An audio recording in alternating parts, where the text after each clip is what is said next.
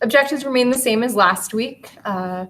We talked a bit about revolutions last week. We talked about the American Revolution, French Revolution, and Haitian Revolution, among others. We're also going to be touching upon that a little bit tonight, talking about the Mexican Revolution.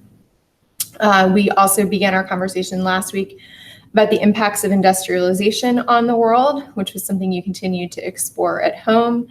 And then lastly, being able to analyze the results of increased interactions on the world. And I thought that your reflections, those that I read so far on the internet as a nation state, were pretty interesting. You guys were all over the place in your opinions, but that's what we're looking for. And I thought that that was pretty interesting. When I was looking for something on nation states, I came across that piece and read it, and it piqued my interest. So I'm glad that many of you found it interesting to think about that concept. Tonight we'll continue discussing the impact of those revolutions and as well as industrialization, particularly the role that industrialization is going to play on changing the scope of international relations, and then the positive and negative effects of this increased interconnectedness. And so these are going to be the three choices that you're going to have on your test next week. So next week is week 6, so it will be time for your next test. And I can certainly take questions at the beginning of next class if you would like.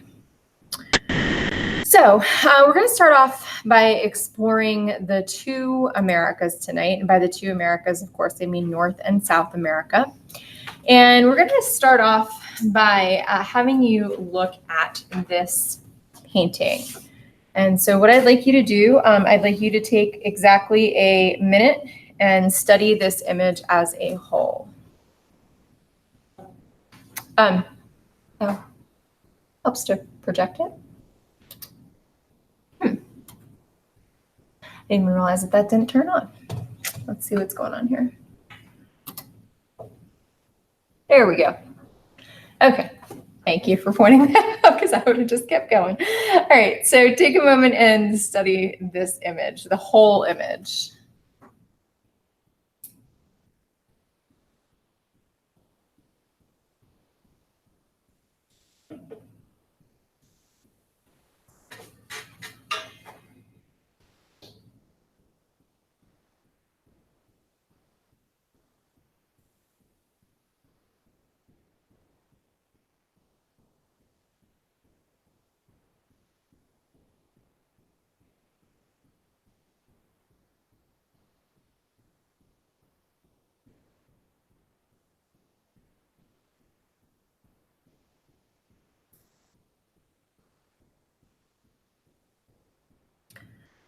All right, now take 30 seconds and study the upper left-hand corner.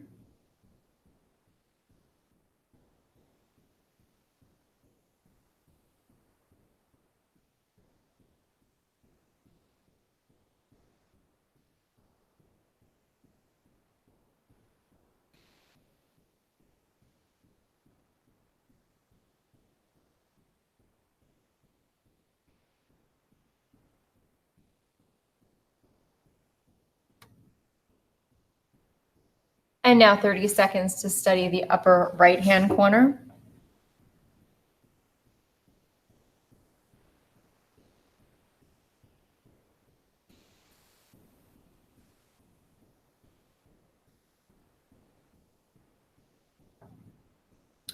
Now 30 seconds on the lower right-hand corner.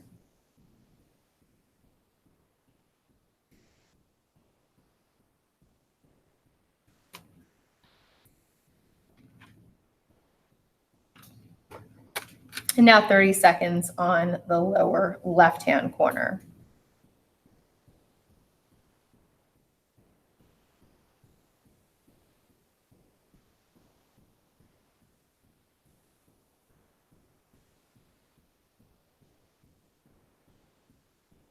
Okay, so I think I've told you guys this already. The average person takes 7 seconds to process an image. Have we had that conversation? No? Okay. I was telling it to my teachers last week. That must have been where I've said it recently. But that's why I had you actually specifically look at segments of the piece, because it is interesting to see what you pick up after studying specific quadrants of it versus the image as a whole. What do we know about this painting? What do you see? Manifest Destiny. Excuse me, Manifest Destiny. Okay. Why would you call this Manifest Destiny? So they're moving west, Okay. Who is they? like Americans and settlers. Okay. How do we know they're Americans? Because of the people on the left being driven out. Okay. And I feel like, I think on one of the last ones, like you showed weeks and weeks ago, I think it was about like a woodwork painting of something from Columbus era. It kind of feels like the same propaganda-ish type of thing. Okay. Like Tell- they're the progress coming in towards the dark area. Okay. All right. So yeah, so there were some similarities in the artistic style between this piece and the Columbus era piece. I think that we looked at the very first week of class. And you see like the progress going into the dark areas. Okay. What else do we notice?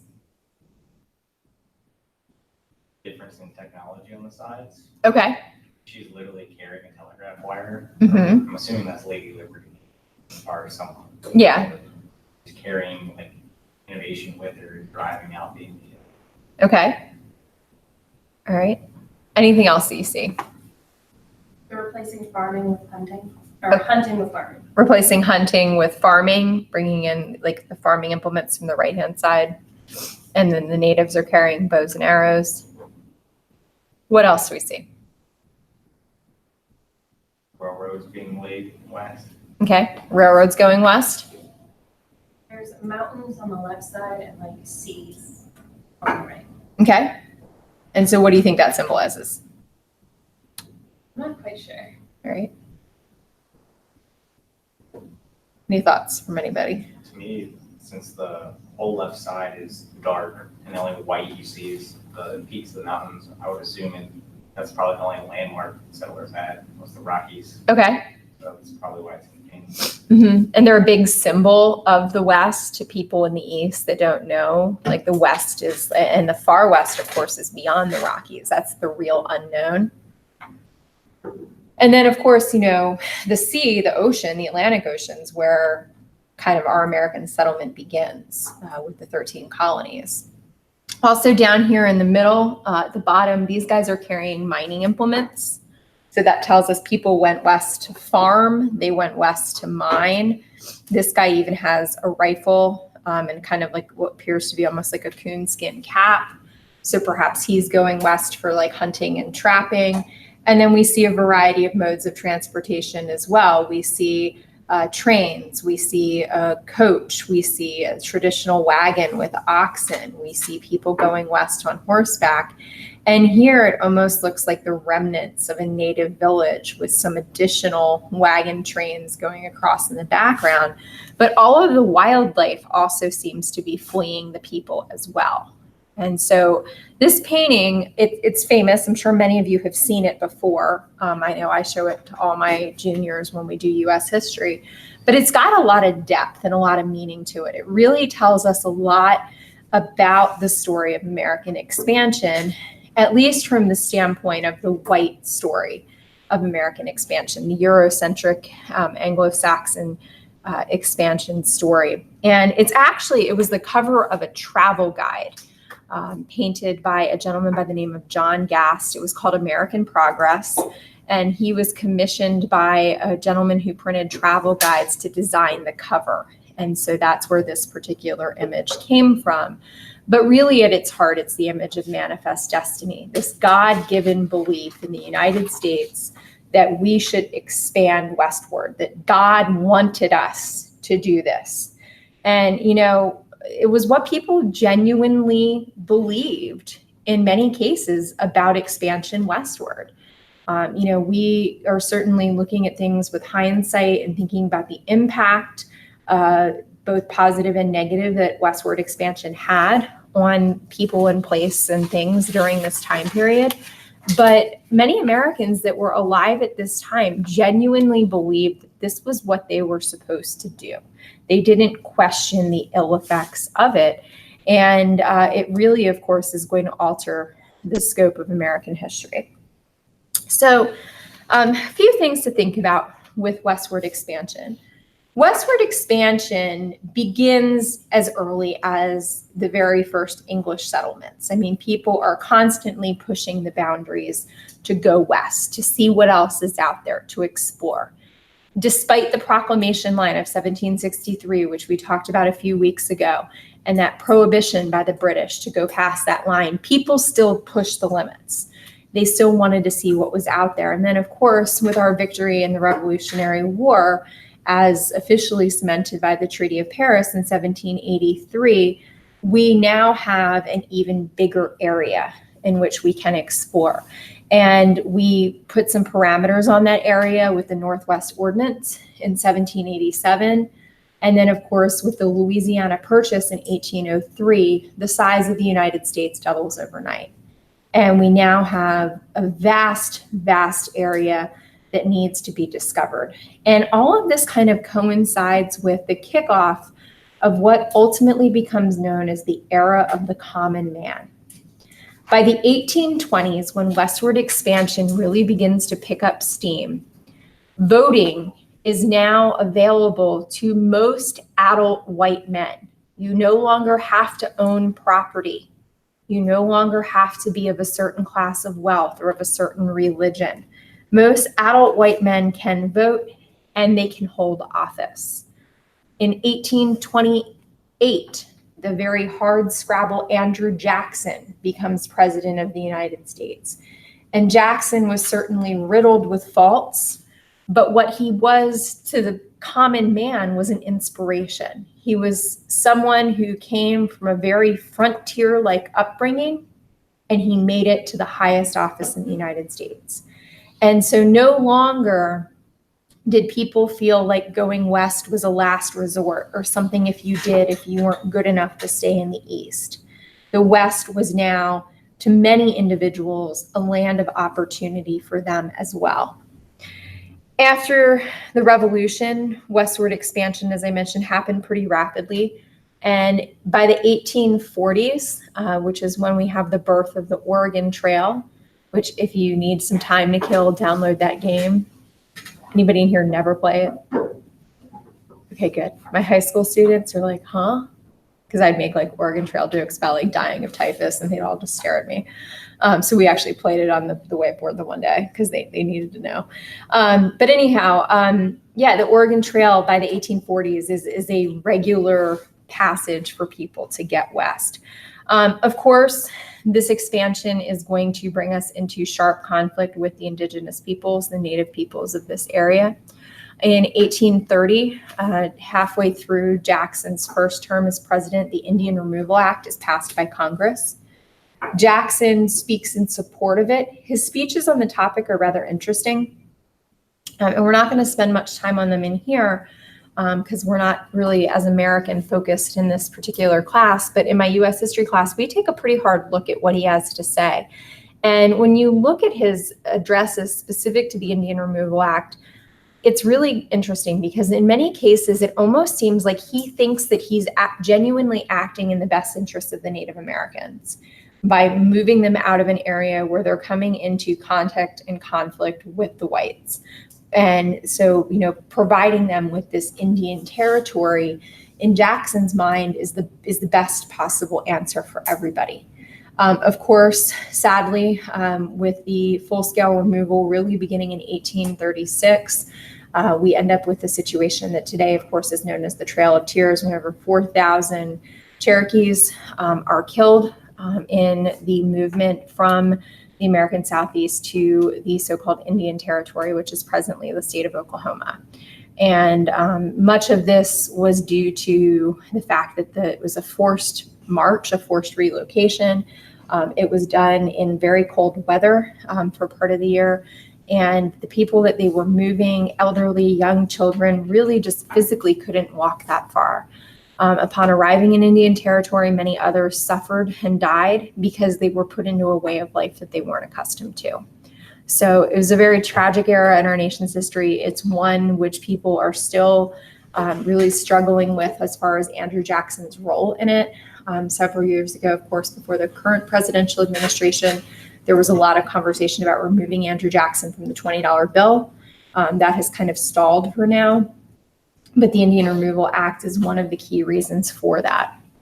Then things are quiet for a while. The bulk of the 1840s and 50s is consumed with issues related to American expansion, which we'll talk about in just a moment, and slavery. And Americans are not yet expanding into areas where they're not able to really avoid the natives. There are incidents that occur. There are attempts to further reservationize the natives during this time period, but it's not going to be until after the Civil War and into the 1870s when the conflicts really begin brewing again.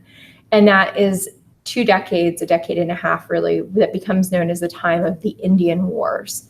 In the aftermath of the Civil War, many new people have set their sights on moving westward. They're facilitated by the Homestead Act, which was passed during the Civil War, which gave 120 acres to anybody who would live on it and homestead it for 5 years. And of course, that land was largely taken from Native peoples who are not happy about that. And there is a series of active conflicts between Native American tribes, settlers, and in many cases, the U.S. Armed Forces. One of the most notable, of course, being in 1876, an event that we call Custer's Last Stand, aka the Battle of Little Bighorn. And then all of it kind of comes to a head towards the end of the 19th century in 1890, when the U.S. cavalry massacres nearly 200 Native Americans, Sioux natives in South Dakota, in an event that becomes known as the Wounded Knee Massacre. They were gathered to do a ghost dance to summon the spirits of their ancestors for guidance. Several military officials saw this occurring and reported back, and they summoned the troops and slaughtered the natives, largely out of fear because they didn't know what they were doing and they thought that it was a war dance. So it's a very troubled time period, but expansion continues to occur. And expansion also brings with it conflict. And in what is often today deemed as the second most controversial war in American history, the Mexican-American War is fought between 1845 and 1848. The foundation for the Mexican-American War actually had been set up about 10 years earlier in 1836 when Texas declared independence from Mexico. And then finally in 1845, Texas was annexed by the United States. The 9-year gap between its Declaration of Independence and its annexation was largely due to not being sure of what they were going to do in regards to Texas and slavery. The Mexican government, of course, was very displeased with the United States annexation of Texas. They had sent troops along the Mexico-Texas border. Allegedly, the troops attacked some American troops who had gone there to investigate, although today many historians actually claim that those attacks were either fabricated or never occurred, simply because President Polk wanted to declare war on Mexico, and indeed he did. In the end, the Mexican-American War is a resounding U.S. victory. Several of our major military officers on both the sides of the Confederacy and the Union for the Civil War get their experience in the Mexican-American War, including men like Winfield Scott and Robert E. Lee. And in the end, with what becomes known as the Treaty of Guadalupe Hidalgo, the United States, for a rather small sum, gets Texas, California, and New Mexico territory, which today is modern-day Arizona and New Mexico. But with bringing on board the remainder of Texas that had been in contest, largely this area here, the territory of New Mexico and California, we now have new questions. And of course, it's the biggest question of the time in the United States. Will these places be slave or will they be free? And of course, cotton growing had spread from the American South into Texas by that point in time.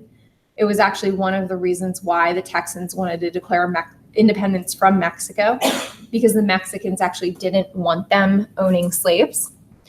The other two reasons were that the Texans didn't become Mexican citizens and didn't abide by Roman Catholicism, which they were supposed to do as well. But slavery is an issue. And tied also in with that issue is the building of a transcontinental railroad. The concern was wherever the railroad was built, the population would rise. And with a rising population, if a state would be slave, they would have more representation in Congress. Or if a state would be free, then the free states would have more representation in Congress. Ultimately, of course, this comes to a head in the American Civil War, which is fought between 1861 and 1865. And of course, you all know that in the end, the industrial North defeats the agricultural South, ends slavery. Tomorrow is the anniversary of the ratification of the 13th Amendment, which officially abolished slavery. And then from there, we move into an era of Reconstruction. So, any questions on any of those items? Now, because history is not happening in compartments, although we discussed it as such, I did want to also point out to you that this is a time period in which many immigrants are coming into the United States. The industrialization that begins to occur in the United States in the 1850s brings in 2.3 million immigrants in that decade alone. So in the 1850s, 2.3 million immigrants come to the United States. And you can see here that although there's a brief decline in the latter part of 1850, 1860, it continues to tick up and up and up and up. There's a brief dip in the end of the decade of the 1870s. And then from there, it just really continues to go. When we do see dips, it's largely times of economic recession. And then, of course, in the end, with the 1920s, we'll see a tick off of immigration as well due to some legislation that we'll discuss later. The low cost of these immigrants coming into our nation for the labor pool is going to also help us industrialize, and it's also going to help us build our railroad. And so these immigrants coming into this country are also going to feed the system of expansion as well. And of course, with expansion comes economic growth. Early on, when America is still finding its footing in the aftermath of the Revolutionary War, British investment actually helps us, despite the fact that we had just beaten them in a war. They did see us as a continuing place of economic opportunity. But then following the War of 1812, we actually find ourselves being able to productively manufacture on our own. And that's only going to be furthered by the Industrial Revolution. Railroads are also going to help to grow the United States economy, because railroads are not only going to allow us to ship goods, westward to those who are settling the West, but they're also going to allow us to ship goods westward and then from ports to Asian nations. And so by 1900, over 200,000 miles of rails are driving the heart of the American economy. 75% of all steel manufactured at that time is going to building more railroads. So the appetite of expansion is feeding railroads rapidly. It's also changing the American landscape as tunnels are built and railroads are going through various areas and bridges are constructed. And it's even changing our culture as time zones are created in the 1880s. Between 1870 and 1900, there is also dramatic growth in American innovation. The creation of the telegraph, electric lights, telephones are all helping America grow. And of course, with that growth is going to come conflict. We talked a little bit about that last week with the concept of labor unions, and you read about that and discussed it as well. And that's a conversation that, of course, will continue into the 20th century. And then the United States is also becoming culturally and socially more diverse, although that too is a complicated story. By the late 19th century, many people recognize that America is a multicultural society. However, it is still a society that is dominated by men, and particularly white men. By 1900, almost all Native peoples had been pushed onto reservations, and there were also extensive attempts to Americanize them. In 1887, the Dawes Act was passed, which basically gave Native Americans certain rights and privileges as long as they agreed to Americanize themselves. They needed to change their names, only speak English outside of their homes. They needed to practice occupations that were deemed American. Some of their children were sent to boarding schools, one just up 81 in Carlisle. Today, it's the Army War College, but it was at the time initially a Native American boarding school where children were basically stripped of their culture, traditions, and language. Newly freed former slaves in the aftermath of the Civil War do have absolutely increased opportunities. But this is also the rise of Jim Crow America, and it's a time in which they're still largely unable to vote. And in many cases, their lives are at risk if they question things or attempt to better themselves through education or political involvement. Women, as we discussed last week, do begin to make some gains. We looked last week at the Declaration of Rights and Sentiments from Seneca Falls, which was a big step ahead. But as we also discussed in 1867, when the 15th Amendment was passed, many women were hoping that that amendment would include their right to vote as well. And sadly, it did not. That's an extension that's not going to happen until the 20th century. And then with migrants, in total, between 1840 and 1915, 25 million Europeans come to the United States, as do additional numbers of Asian immigrants. Both groups experience widespread prejudice and backlash from so-called nativist movements. And the cartoon shown here is a nativist cartoon, which is actually celebrating the Chinese Exclusion Act, which was passed in 1882, and for a nearly 50-year time period, severely restricted or at points in time even disallowed Asian immigration to the United States. All right, any questions on America at this time, on the United States of America? All right, so next we're going to head to Canada, north of the border. So Canada is a country whose history is often lesser known by individuals here in the United States. And we're going to spend a little bit of time tonight kind of talking about how modern day Canada was initially formed and how some of the very conflicts that divide Canada today still are rooted in this time period. So a little bit of background. Canada was initially largely explored by the French. We talked about the founding of Quebec in the very first week of class. And then, of course, we know that the British began to get extensively involved and claim Canada for rule by the Crown. In the aftermath of the French and Indian War, the British take over French Quebec.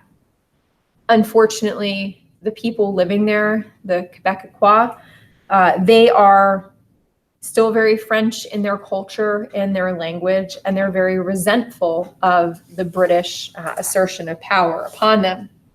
So in order to keep peace, the British authorities from the outset make some pretty big concessions to this group of people who today are called French Canadians.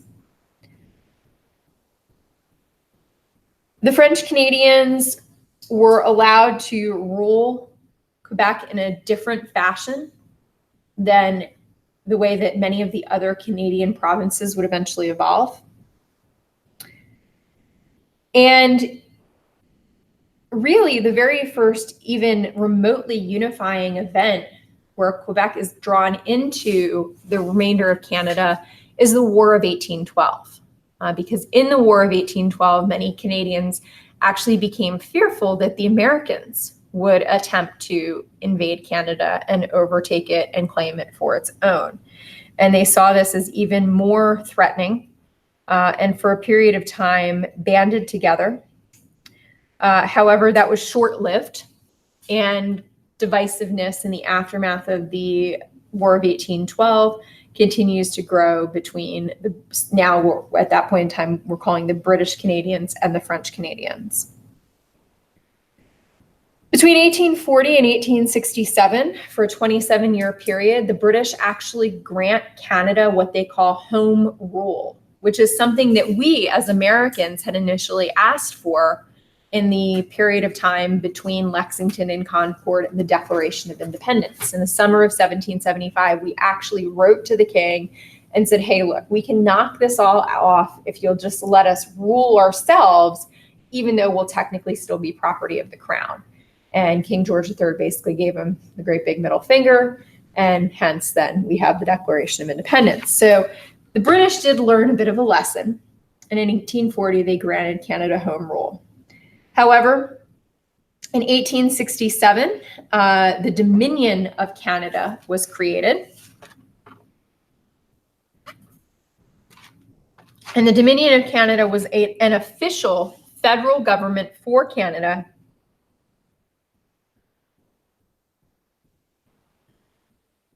but it allowed the British jurisdiction over foreign affairs. But it allowed the British jurisdiction over foreign affairs. And that relationship actually lasts until 1931. That relationship actually lasts until 1931.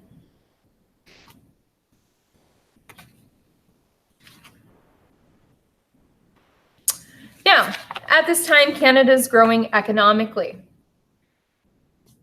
In the latter part of the 19th century, they practiced what becomes known as national policy, which was a specific plan to develop the national economy. They wanted to attract migrants and British money, but they wanted to protect Canadian industries and ensure that they would be owned and run by Canadians. They constructed a massive railroad system, which opened westward Canada to settlement. And in 1885, they completed the Canadian Transcontinental Railroad, 16 years after we finished ours. This helps lead to a boom in both agriculture and industry in the late 19th and early 20th centuries. And also, interestingly enough, heavy investment from the United States over the border. And by 1918, 30% of Canadian industries are owned by US companies. Car companies are beginning to see Canada as a place to expand to. And then that's a trend that's going to continue really up until the early part of the 21st century. It's only when we suffer economic recession and our currency is devalued on the open market and practically equal today to the currency of Canada, that American investment in manufacturing in Canada has really declined. All right, and Canada too, like in the United States, is an area of cultural conflict. I mentioned to you already that there were conflicts occurring between the so-called French Canadians and the so-called British Canadians at that time. But like in the United States, there were significant numbers of Indigenous people that were displaced by British expansion. There were individuals in Canada who were Black Canadians, and many of them actually had initially been enslaved. But slavery was outlawed in Canada nearly 30 years before the United States in 1833. However, they were not recognized as equal citizens until the 20th century. Chinese immigrants also were very prominent, particularly in Western Canada and British Columbia, where they worked in the mines and on the railroads, much like they did here in the United States. But they too were often not given equal rights as citizens. Waves of European immigrants in the late 19th and early 20th centuries spurred expansion into the Northwest Territory. And with that expansion came rebellion. The root of the rebellion was between the Métis, who were descendants of French traders and native women, so think like mestizos, but the Canadian version. The Métis people did not want a large amount of white settlers coming into the Northwest Territory. They were a very, at that point in time, isolated people who intermingled with the natives, who, of course, were their ancestors. And they felt like they were being invaded by the waves of white settlers that began to find their way into the Northwest Territory. So Louis Riel, who's pictured here on the right, was a Métis, and he organized a Métis government and Métis army to protect the Northwest Territory. The Canadian government in the 1870s basically told him, you have no right to do that because this is Canadian land and you can't form your own government within it. And so for a period of time, Riel was in exile. There's some discussion as to where he actually spent that time. Some said he was actually imprisoned, where others said he just went further into the Northwest Territory where he was unable to be found by the Canadian Army. But he resurfaced again in 1885 and led a second wave of resistance for which he was captured and executed, and the Métis Rebellion died.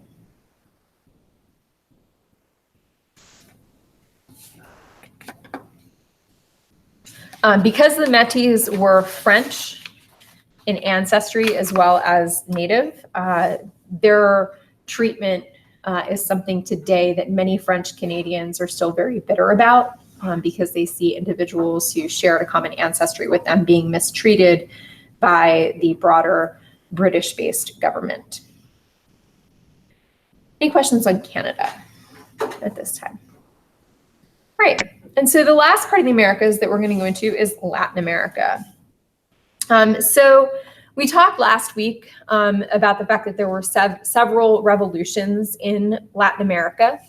And while these revolutions many people were initially hopeful that they would lead to new forms of government that best represented the various individuals within Latin American nations. Instead, they led largely to a lot of instability. Several of the new governments that we discussed last week that formed were unable to really get any kind of traction with the people. Those individuals who were European, who were Spanish in ancestry, and who had not blended with the native populations still typically maintained an inordinate amount of control. And the peasant majority was without much power. Conflict in this area is very common. We see conflict typically between farmers and ranchers who have different goals and ideas, between those collective groups and the indigenous populations, and between all three of those groups and the white elite. Some of the most intense fighting occurred at that time in Argentina and Chile, where more modern technologies began to be used, particularly against indigenous peoples.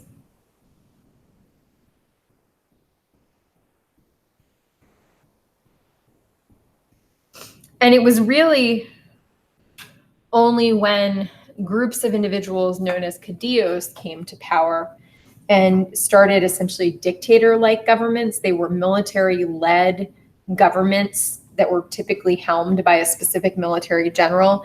Did we begin to see stability return to this part of the world? And that's a theme that still lingers today in Latin American politics. If you follow anything that's happening in the news in places like Venezuela, for example, which has been in the news a lot lately, we still see a lot of military-backed regimes in positions of power. And the roots of that, of course, go back to this time and even before. One specific Caudillo that I want to make mention is Juan Manuel de Rosas, who dominated Argentina for a nearly 20-year period between 1835 and 1852. De Rosas was one of the first Caudillos and really took a situation that was out of control and chaotic in Argentina and brought order to it. But of course, there was great cost because he used the army as his personal tool to crush any opposition. And he opposed any forms of liberal reforms that would have given any type of power to the people. So they really weren't any better off other than that they weren't fighting amongst themselves as much as they had been.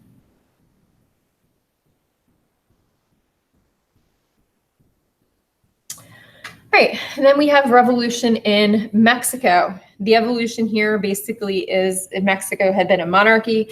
Last week we talked about the installation of a republic, and then its fall into what we're now deeming Caudillo rule.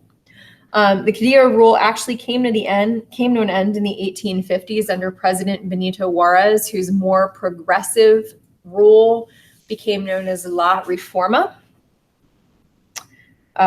Juarez actually granted universal male suffrage and limited the power of both the priests and the military.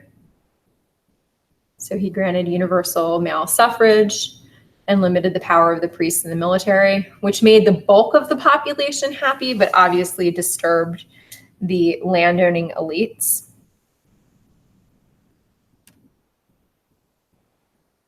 Unfortunately, Juarez was replaced by another reign of Caudillos, who in 1911 were led by a dictator by the name of Diaz.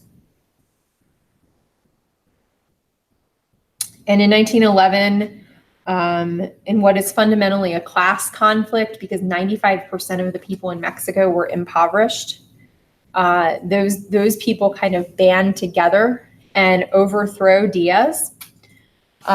They want support from the United States, but the United States doesn't want to get involved. And so a gentleman by the name of Pancho Villa, who was kind of, he was a revolutionary, but he was also kind of a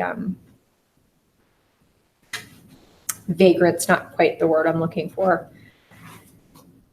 People in the West who vigilante. Yes, vigilante. Thank you. Vigilante.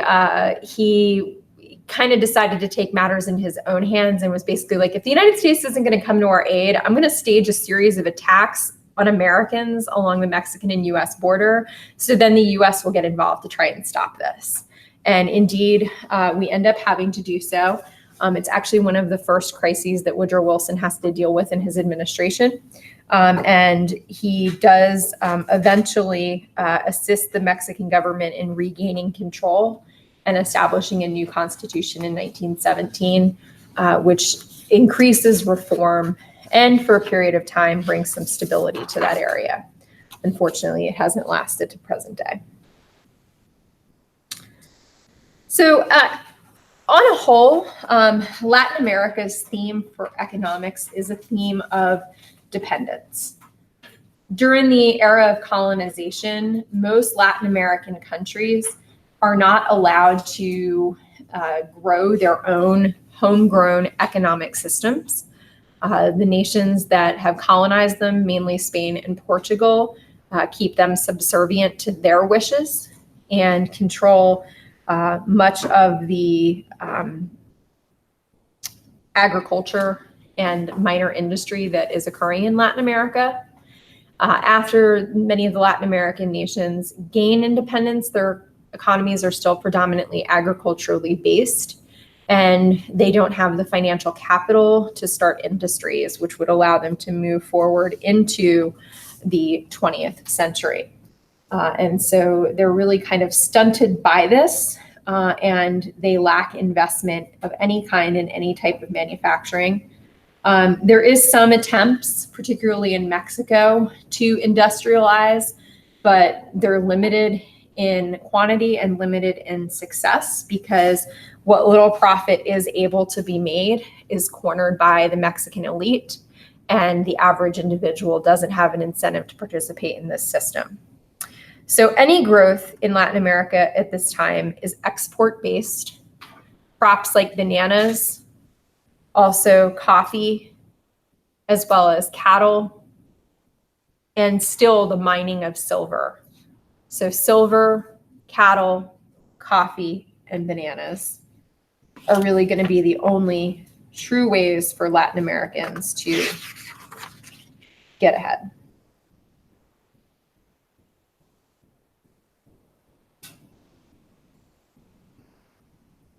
And then the last thing I'm going to talk about with Latin America, keeping with the theme of our previous two discussions, is culture. And in this case, culture and identity. Although many Americans, ignorant Americans today, group all Latin Americans into one big lump group of people and typically call them Mexicans, that is really not the case. During the 18th and 19th centuries, there is large-scale migration to Latin America and throughout Latin America, which leads to a lot of ethnic diversity. Believe it or not, we have Chinese people living in Cuba and intermarrying Cubans. We've got Indians coming into Trinidad and Tobago and settling in enclaves there. We have many European immigrants of varying backgrounds coming to Buenos Aires and making that a very cosmopolitan city at this time. Yes? I actually have a friend, she and her whole family are from Mexico, but they lived in a community and like they were descended from a community entirely German.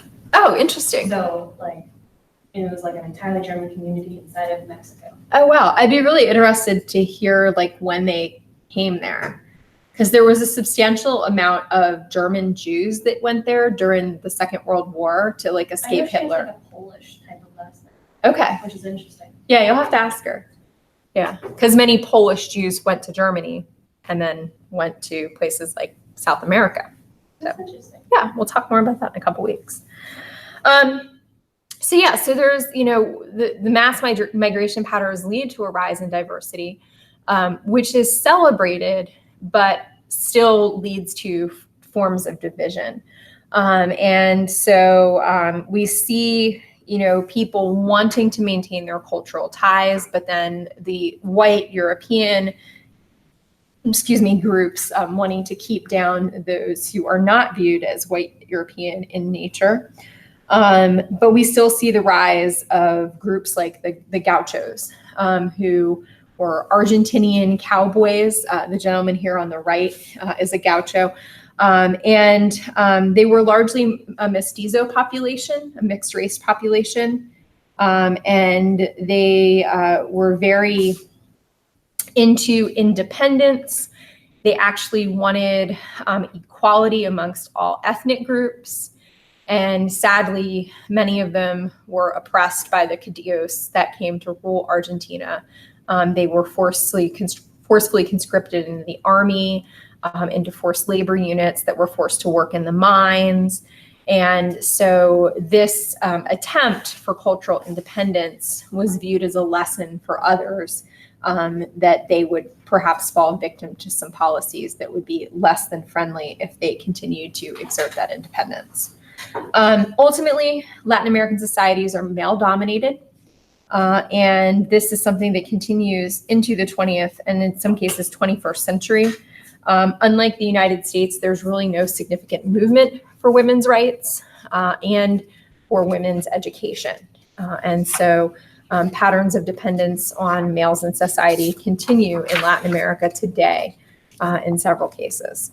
So, any questions on any of the Americas? All right, let's take about a 10-minute break and we'll come back and we'll tackle the start of imperialism.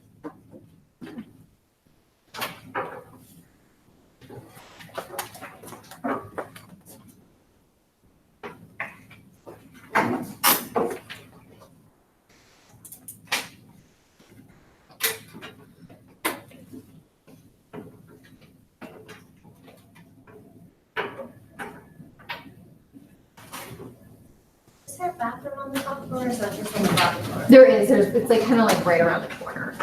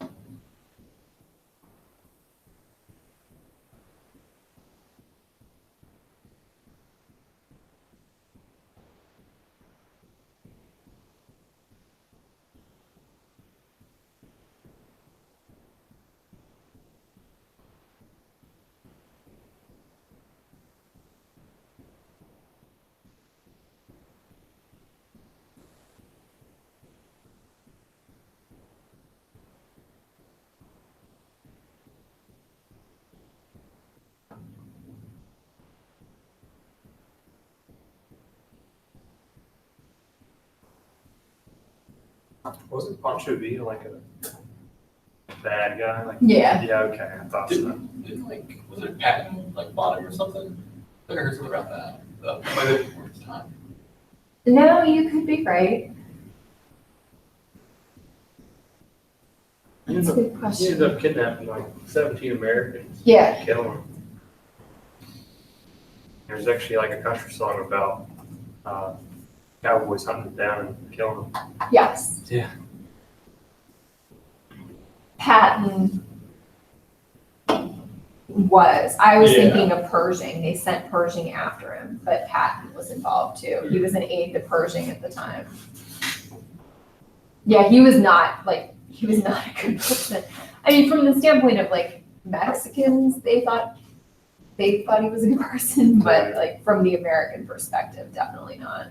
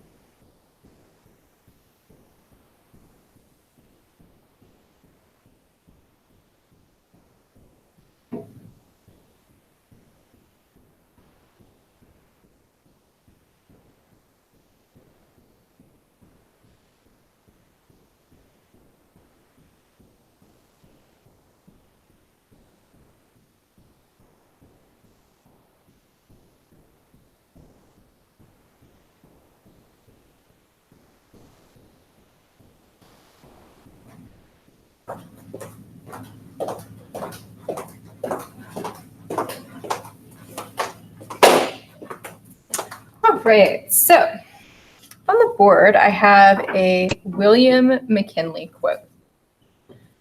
And one night late, it came to me this way. I don't know how it was, but it came. One, that we could not give them back to Spain. That would be cowardly and dishonorable. Two, that we could not turn them over to France and Germany, our commercial rivals in the Orient. That would be bad business and discreditable. That we cannot leave them to themselves. They were unfit for self-government, and they would soon have anarchy and misrule over there worse than Spain's was. And four, that there was nothing left for us to do but to take them all and to educate the Filipinos and uplift and civilize and Christianize them.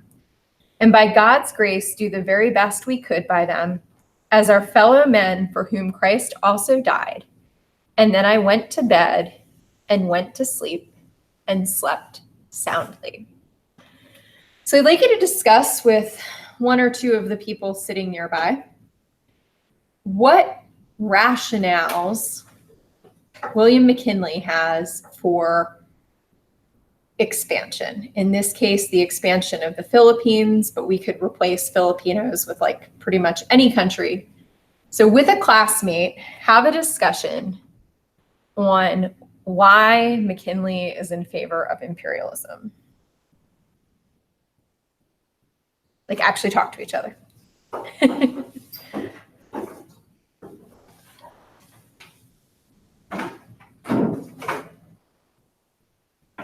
To a group of three. I'll chime in. Alright, cool.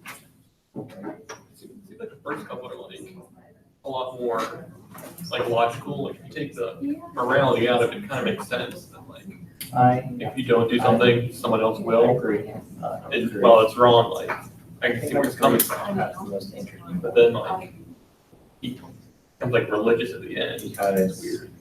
Yeah, three's wrong. Mhm. I'm gonna say it. I don't know what, one of the things I wanna work Yeah, on that's- today. I don't agree with that either. I think, I mean, what is it, two I get from like a commercial aspect. Like They don't it's wanna not like good. leave them for themselves, and like taking over by the Torah. And it was, I don't know why I'm on the three is supposed to mark. And one just seems like overly prideful. No. It's weird. Just moral law can be. I mean, for Moral. Like, I think he kind of changed their values and stuff like that's kind of messed up as well. wanted to actually like give people democracy. Christianize them. Yeah. And hopefully their survives. There's like, In it's like nothing less, that doesn't nothing less really just work. to, but take them all and educate Call them. them war. I think anytime you really take them all doesn't something, it's kind of messed up. I mean, just in general, educate them. Aren't they already educated by their own being? Yeah. Yeah.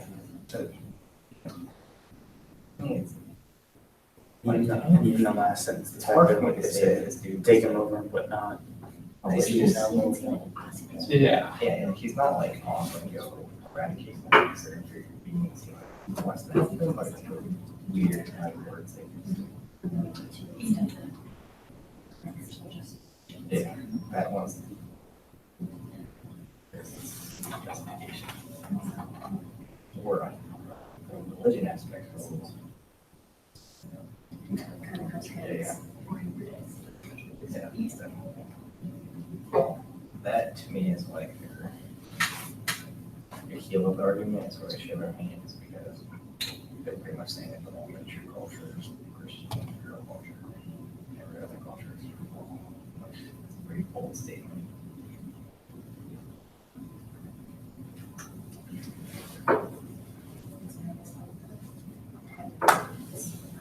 Yeah.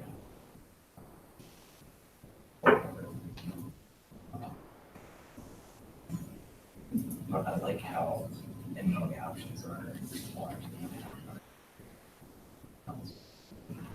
The first time that you say you're getting it back.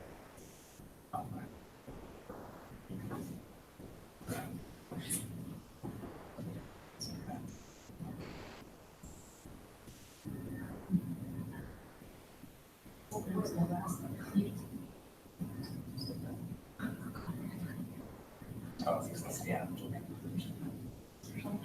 I really think that being this place is intent that he thinks he's helping. He believes he's helping, but from a modern perspective, it's helping.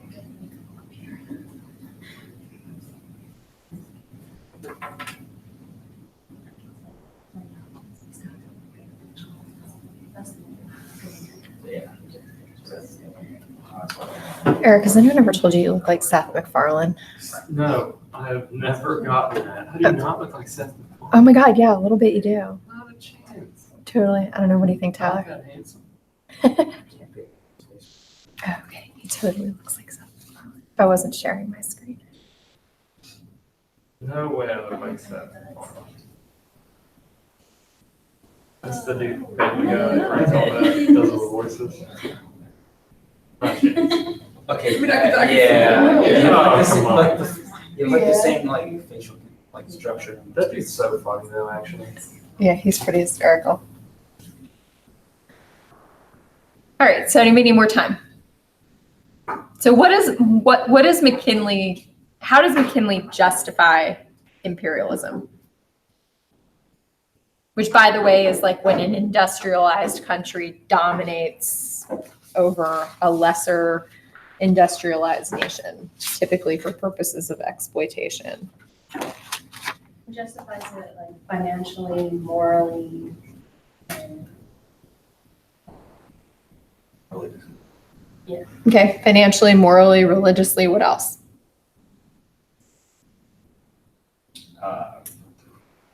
Culturally.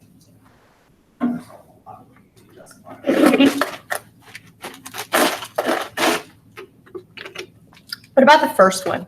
What's at the root of that? Pride, don't want to Yeah, insult the country by it. yeah, Not yeah. national pride, nationalism. So we've got nationalism for number one.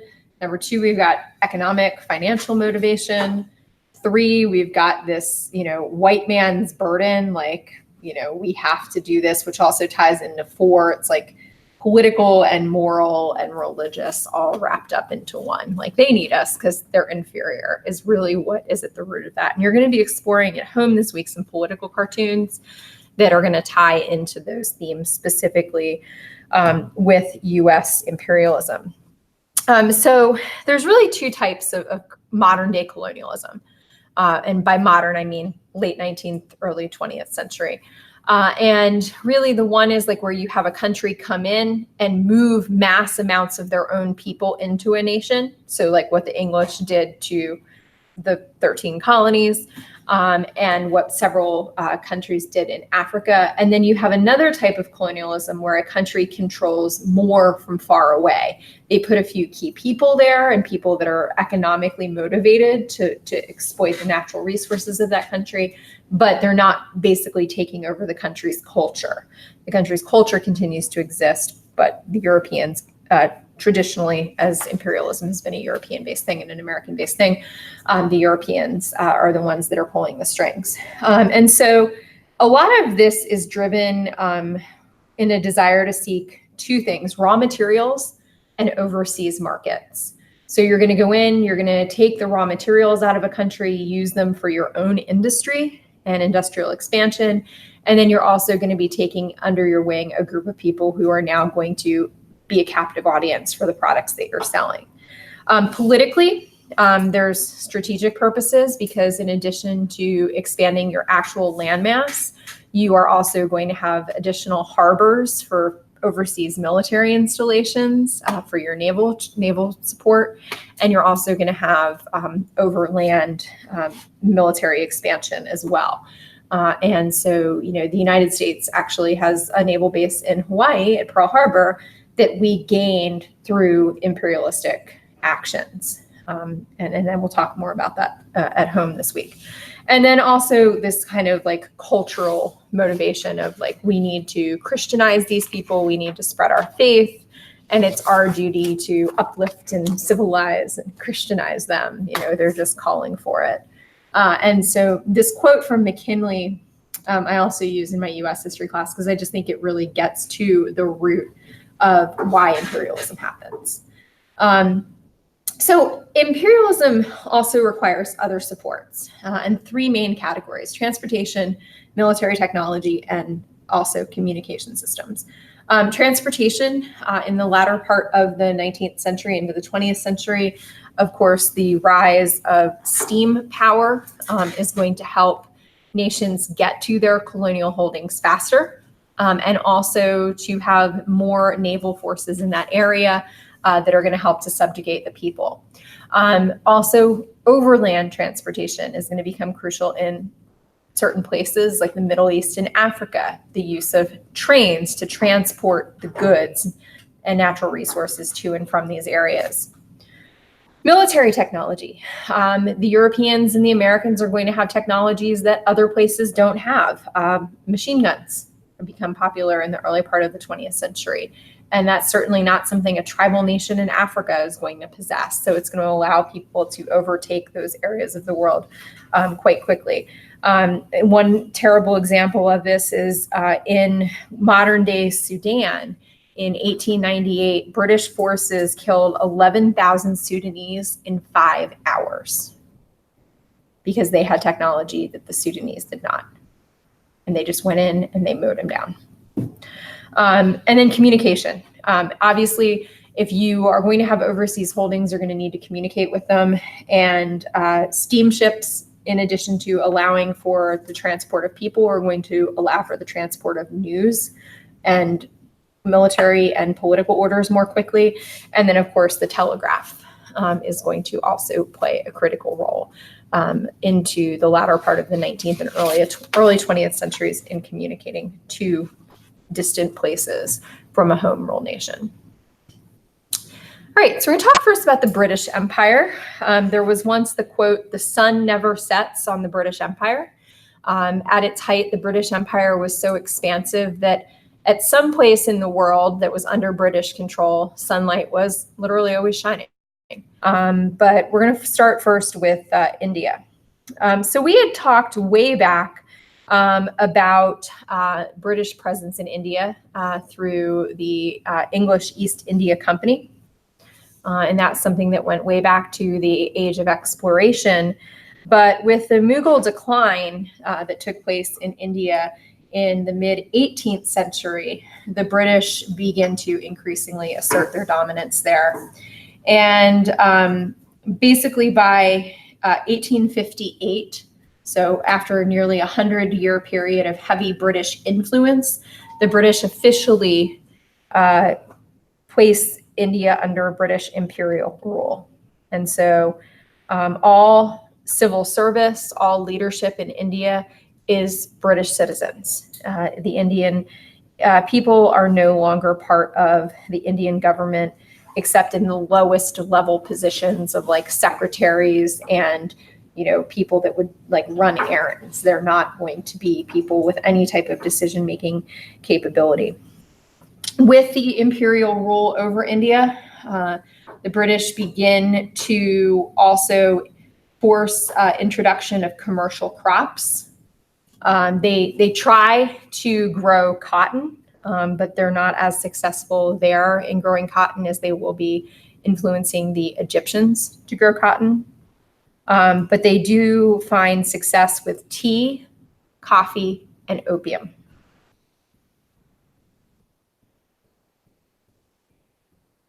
British rule isn't entirely negative because they do provide the nation with a growing infrastructure. They build railroads, telegraph lines, new canals. They introduce methods of irrigation that the Indian people had previously been unfamiliar with. And they also don't interfere with the Indian culture or the Hindu religion. They allow the Indian people to continue to practice their cultural norms and their religion. And they even establish English schools that they allow Indian elites to attend.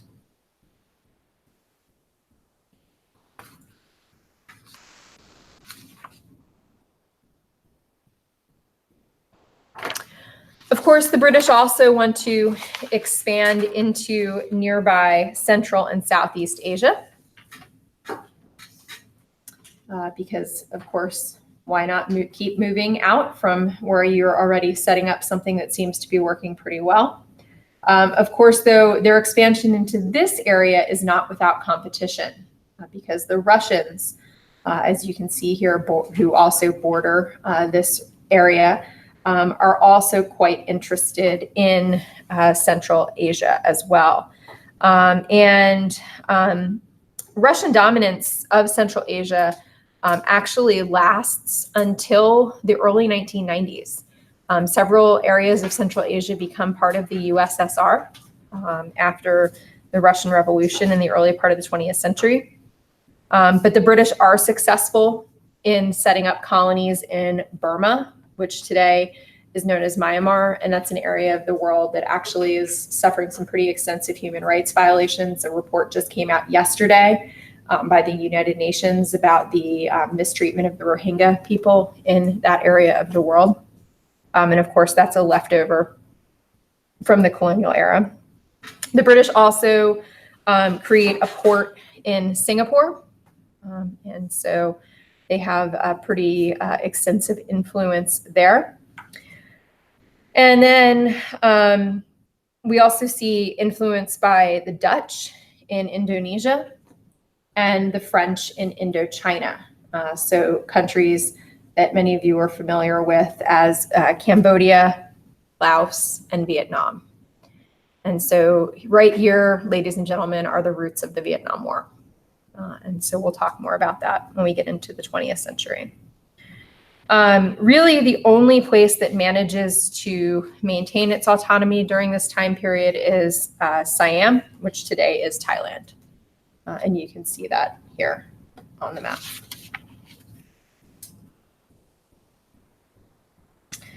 And then lastly, we want to talk real quick about Africa. Between 1875 and 1900, over the course of a 25-year period, European powers seize practically all of Africa.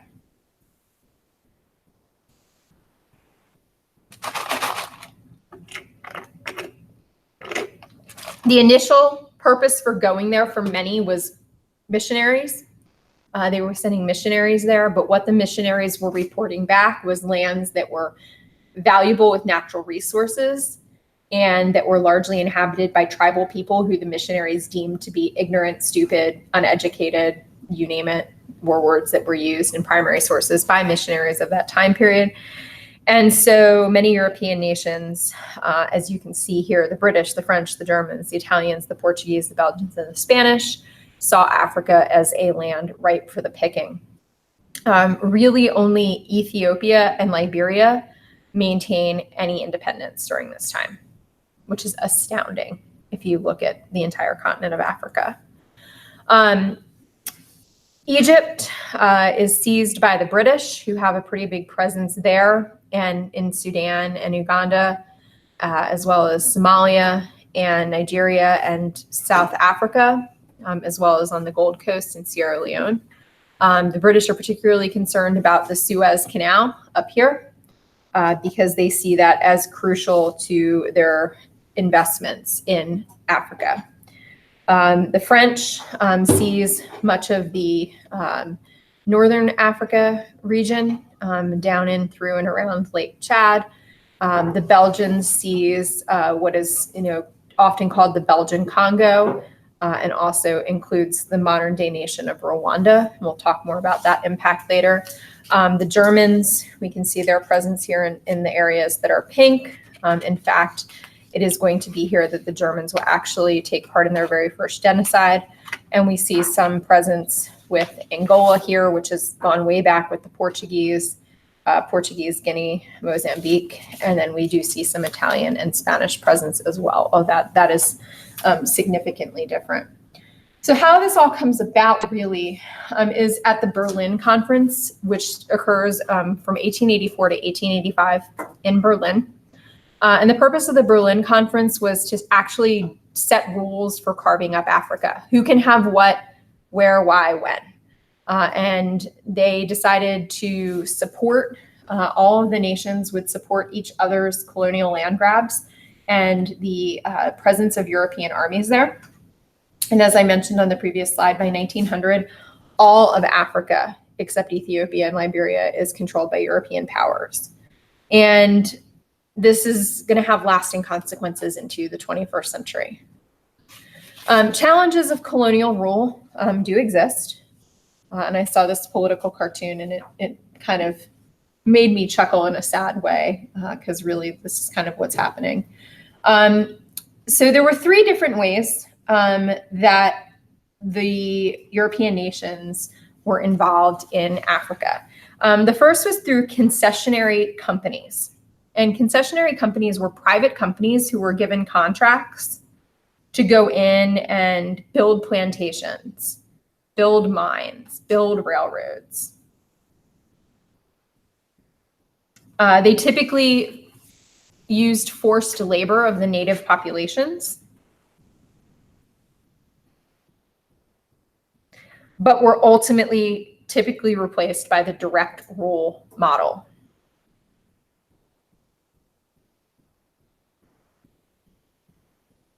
The direct rule model was most prominent among the French.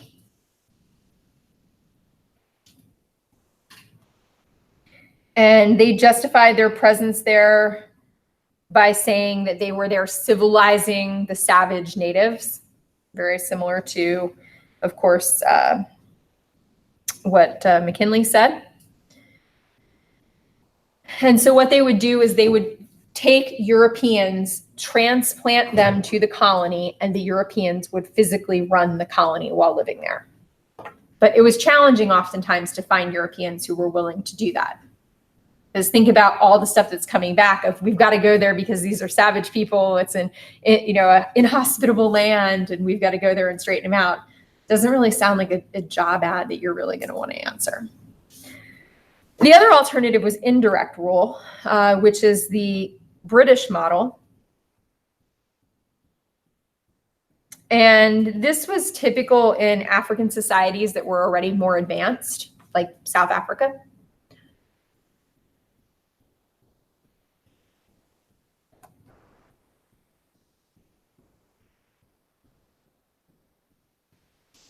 And with this model, they often assumed the boundaries that they were drawing were reflective of the ethnic populations. So how they were dividing up their African holdings oftentimes caused a lot of conflict, especially in the post-colonialization era, because they were creating nations of assumed populations that really didn't cohesively work together. Today, we're still on a daily basis grappling with the effects of colonization in Africa. Not a day goes by that you can't open up your preferred news website and find unrest in Sudan, unrest in the Congo, unrest in various places throughout Africa that are direct results of colonization from this time period. When we get into the 20th and 21st century, in a few weeks, we're going to talk about some of those specific consequences. But colonization has caused exploitation, it's caused genocide, it's caused apartheid, and I don't know for sure if and when we're ever going to be able to get it straightened out. Effects also occurred through imperialism in the Pacific, which is going to be our last topic for the night.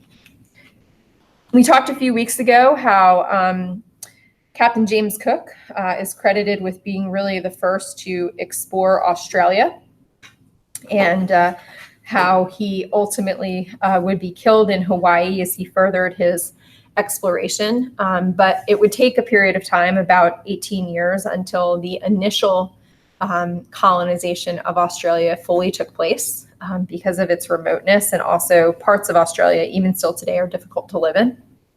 And then, of course, in 1851, when gold was discovered, Europeans migrated to Australia in much larger numbers and soon began to overtake the initial prisoners who were settled there in the 18th century. So by the 19th century, the prisoner population was now going to be outnumbered by the traditional European immigrant. In nearby New Zealand, fertile soil and timber also began to attract European settlers. And in both of those areas, settlers ultimately led to a significant reduction in the indigenous populations there, just as they had in North America and South America. Although indigenous populations still survive, they're in greatly reduced numbers and are often still living with the after effects of this time period. European expansion into other Pacific islands, though, occurred at a much slower rate and really didn't take hold until the latter part of the 19th century, when European states began to claim these islands for the specific purpose of coal stations and naval ports. They didn't settle there in mass numbers, but did utilize the land to produce sugarcane. And although through germs, they did have the impact on some native populations, the native populations of many of these areas do still survive.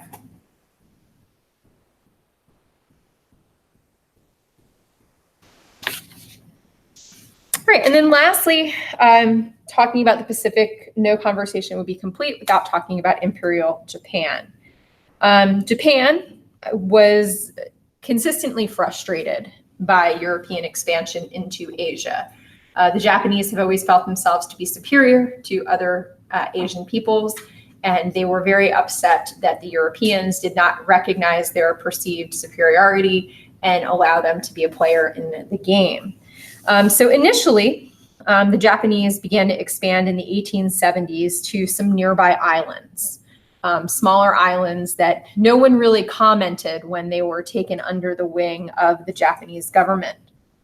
However, when they discovered that the Koreans were going to rebel against the Chinese that were occupying them in 1890s, they decided that it was time to take a stand. And they decided to challenge the Chinese for dominance of the Korean Peninsula. And there was British involvement as well, because the British were supplying warships on behalf of the Chinese, because there's trade interests there, of course. And in what becomes known as the Sino-Japanese War,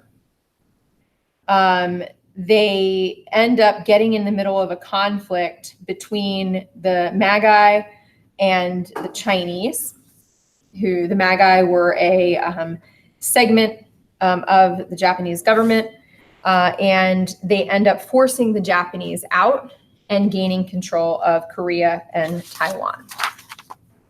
And so that is the Sino-Japanese War.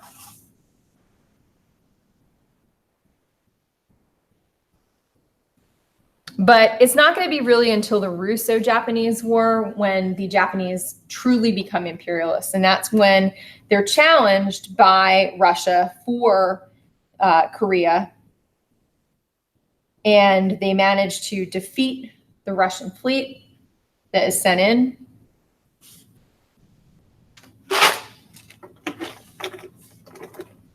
And they show the world that they're actually a power to be reckoned with. And so that's in 1905 with the Russo-Japanese War.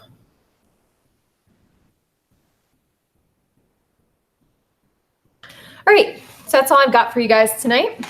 This week at home, you're going to have 3 activities. The first is going to be an Ed puzzle. The second is going to be something new. It's called a Padlet, and it's pretty cool. You're going to be looking at 3 political cartoons. When you get to the Padlet, when you click on it, it's going to open. You're going to see the picture. If you click on the picture, it'll blow the picture up so you can see it in more detail. And then anywhere around the picture, just click or double click. Sometimes you have to double click depending on your computer. And it's going to allow you to make a comment. I want you to make a comment, question, or other related point of interest related to the political cartoon you're viewing. There will be 3. You make 1 on each. Make sure you put your initials next to it so I know who it is that's making the comment. And then the last part of it is a discussion about the legacies of imperialism. So kind of par for the course of what we've been doing the last couple weeks. Any questions? All right. Good luck. We'll see you in 2 weeks. Great.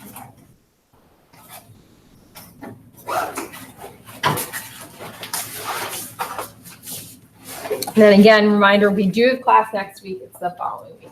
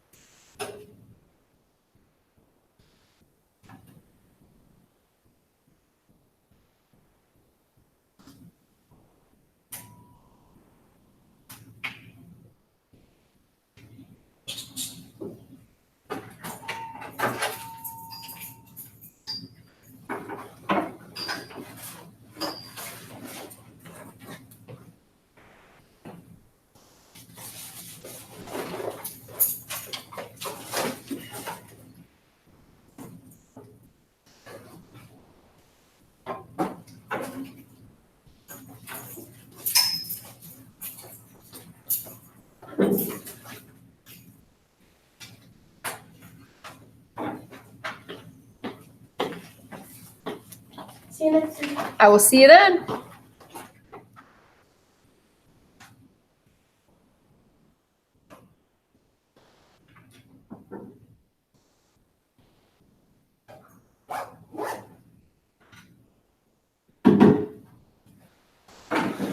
So we just leave a comment?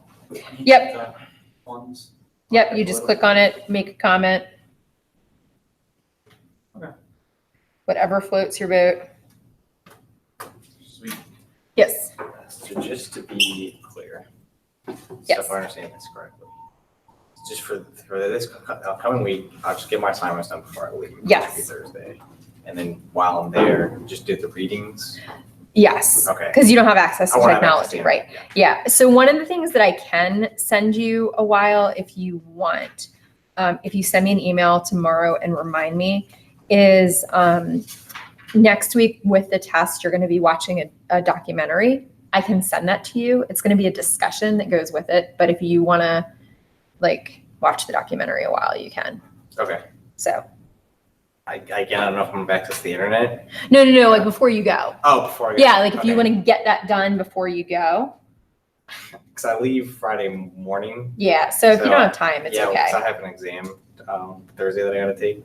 Not a before I problem. go, So Yeah. I'm already running out of time as it is. It's fine. Yeah. Okay. We'll just play catch up. We'll figure out a way to get you caught up when you get back. Okay. And That'll putting in the test too, just to. Yep. Okay. Yep. You are not being penalized for for serving our nation. Who would never penalize you for Just that. gotta make sure with tests, because I know there's. Yeah. becomes ethical issues. No, I don't think any of these guys are going to violate them. So we're good. And then also, we can have another conversation real quick too. Yeah. So what, if you don't mind me asking, what level of education have you completed with your history studies? So I have one master's in and I'm working on my second. Well, what I've been trying to talk to my professors about is I'm really interested in academia. Okay. And so how did you know that you wanted to study history? Is the question I'm asking my professors for the respective subjects. So it's a good question. Oh, let me like stop recording this. Hang on. Let me just shut this off and then we'll be good.